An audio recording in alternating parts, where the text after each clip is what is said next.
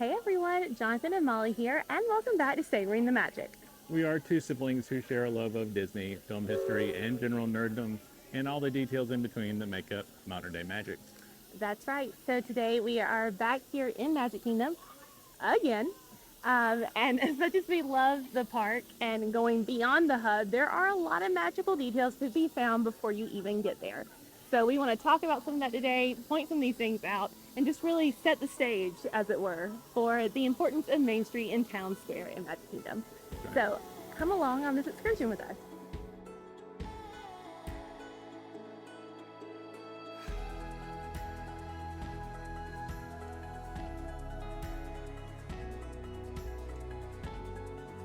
So we want to start right here on the outside of the park before we even go in, because there's a very special nod to Walt right up in the top of the train station.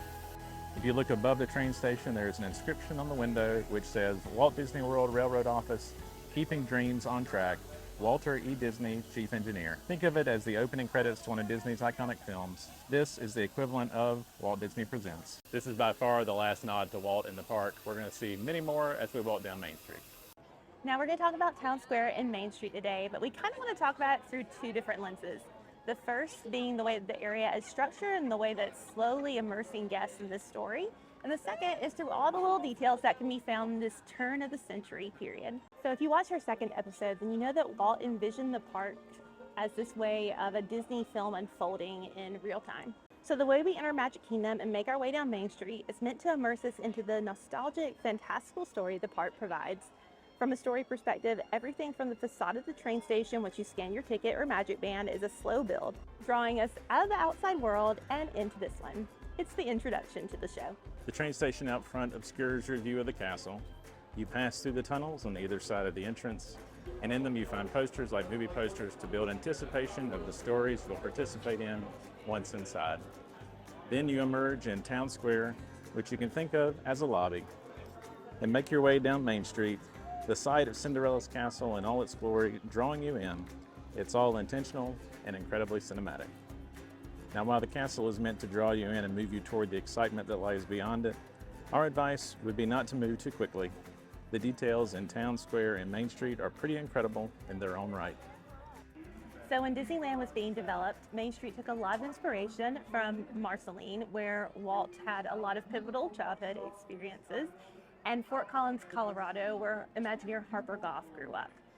Now, when it came time to design Main Street for Magic Kingdom, the Imagineers knew they needed something a little different than Midwest sensibilities. So a lot of the inspiration for our Main Street came from Saratoga Springs, New York, and similar turn-of-the-century East Coast cities. This is why our Main Street has a little more Eastern Seaboard Victorian style, and it's a little more ornate. There's this lighter, detailed metalwork and a lot of awnings and highly decorative interior spaces. Main Street is also rooted in a specific time period, somewhere in the beginning of the Industrial Revolution and the advent of electricity. There are bigger and smaller details that clue us in on that, even if we don't consciously think about it every time we walk through the area. Gas lamps are being replaced by electric bulbs. Then, of course, the architectural choices for the buildings themselves. The lampposts, the clock, pretty much everything, even the food choices are intentional. Another way the time period is reinforced is by the blending of horseless vehicles with horse-drawn trolleys. The Main Street horseless carriages are replicas based on composites of various Franklin automobile models of the 1903 to 1907 era that run on four-cylinder Hercules gasoline engines. Also, in the early days of Magic Kingdom, whenever ticket books were still used, you typically used an A-ticket to ride the Main Street vehicles. So let's walk through Town Square and Main Street and look at some of these details that make this area so compelling and comforting. If we start back in Town Square, the choices of buildings actually make it feel like the center of a turn-of-the-century town. There's a train station, fire station, city hall, a chamber of commerce, a theater, benches to lounge on, and even period-accurate mailboxes. And yes, you can mail actual letters from here. And there's even a working barber shop. Now, the Chamber of Commerce is marked with the year 1871, 100 years before the opening date of the Magic Kingdom. Also, if you walk inside, the sepia paintings in the Chamber of Commerce are reproductions of original concept art for Main Street, U.S.A. and have the added benefit of looking period appropriate for our turn-of-the-century town. So right now, the statue of Roy and Minnie is placed here instead of in the center for all the fall decorations and, of course, the Christmas decor to come afterward. It was sculpted by Blaine Gibson, as was the partner statue in the hub. Notice that Roy is presented sitting down and supporting the hand of Minnie Mouse. It's meant to symbolize his willingness to remain somewhat in the background while working hard to realize Walt's visions. Of course, nowhere is that more apparent than in his efforts to finish Magic Kingdom following Walt's death.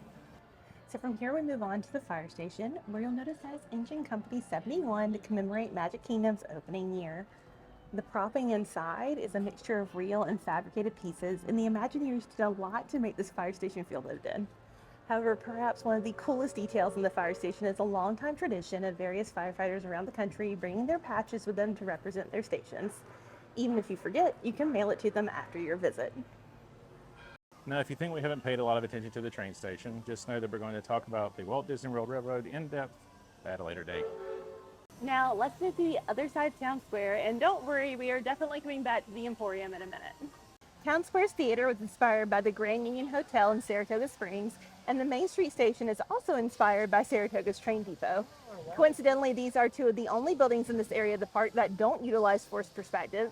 The train station had to stay full size since it is actively used by guests, and the theater and exposition hall was built full size to hide the view of the contemporary resort, which would have broken the believability of the time period. And of course, in this main area is also Tony's Town Square restaurant. Its facade was heavily influenced by the Hotel Saratoga in New York, and the concept for the restaurant is inspired by the Italian chef who served spaghetti in The Lady and the Tramp. There's even a little hint to this in the pavement out front, 2 paw prints engraved in a heart. So let's move on to Main Street itself. It's a symbol of optimism and warmth, and they go to a lot of lengths to make it feel personable. Part of that starts with the level of detail to be found. Walt Disney Imagineering designs with close, medium, and long shots in mind. Long views establish an idea, medium views continue to support the idea, and close-ups don't provide any elements that contradict it. That's why there is so much attention paid to things that we often overlook, like carpet patterns, doorknobs, lighting fixtures, and even furniture. We'll see this more and more as we walk through some of the different shops. In fact, let's start with the confectionery.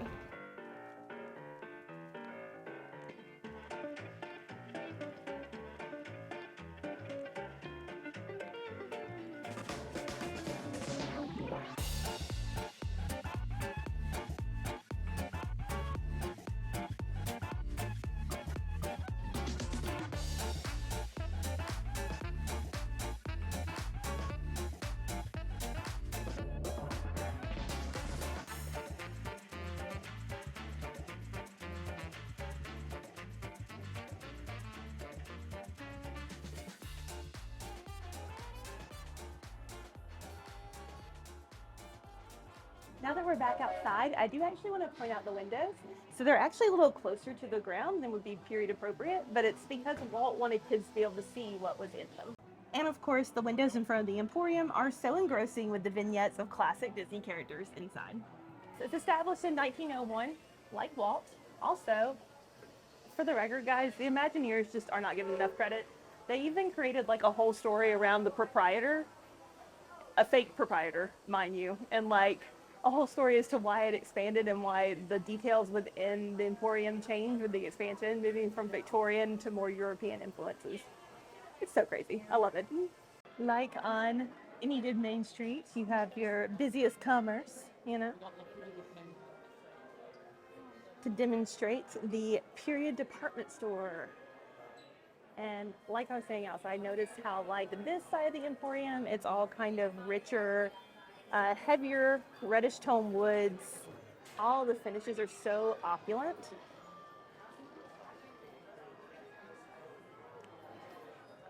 It's also supposed to be a mix of gas and electric chandeliers. So the electric lamps point down and the gas lamps point up.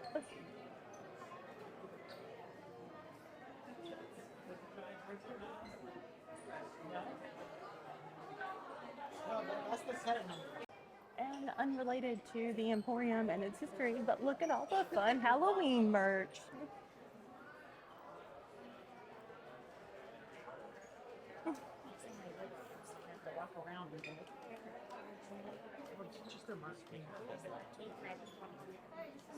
One of Disney's best, obviously.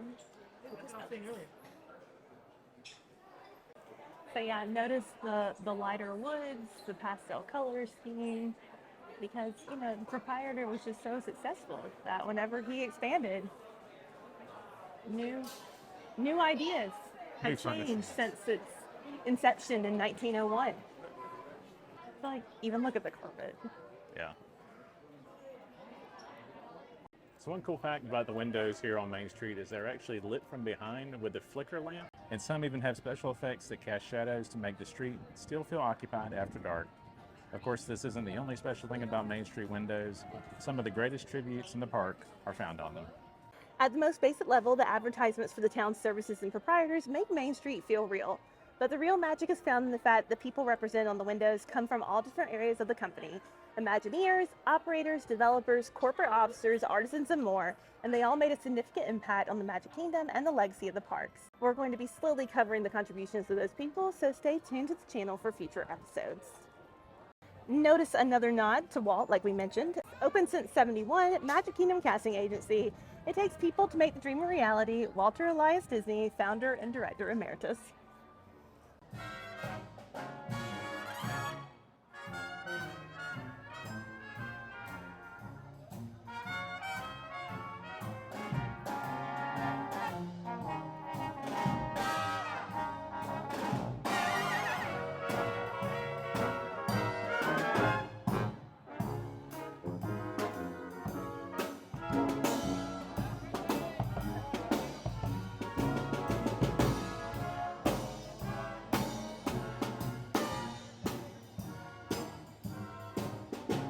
So we mentioned in our second episode, pretty much everything on Main Street utilizes forced perspective. It's a theatrical design technique where the designer plays with scale in the real world to affect the perception of scale in an illusory world. So on Main Street, it means that the second and third stories of buildings are slightly shorter than the first floor. For instance, the Plaza Ice Cream Parlor has a first story that is 12 feet tall, a second story that is 10 feet tall, and a third story that is 8 feet tall. This trick makes Main Street feel more personable. And it isn't the only trick the Imagineers use. The forced perspective on Main Street and the depth of the hub makes the entrance into the park feel vast and exhilarating. However, whenever you're exiting, the full-size buildings around Town Square and the lesser depth of the square make the same path at the end of the night feel shorter when you're exiting. Think of it as an optical illusion for your feet. As we reach the end of Main Street, the last window we want to point out is over the Plaza restaurant. It reads Walter E. Disney Graduate School of Design and Master Planning. And it lists some instructors underneath it who are pivotal to the creation of the parks. Notice this window, though, is at the end of the street. This one, along with the window at the front at the train station, is almost like credits. Like a director in a film is credited at the first and the last. Also, it places his name where he's always looking out at and over Cinderella Castle. Well, it seems perfect to end this episode on our way out of the park on Main Street, since this is a place that's inspired by so many things that Walt loved. That's true. If you enjoyed this video, be sure to give us a like, comment, and subscribe. Let us know what you'd like to see next. That's right. We have videos continuing to come out every Wednesday and Saturday. But until next time, Keep savoring the magic.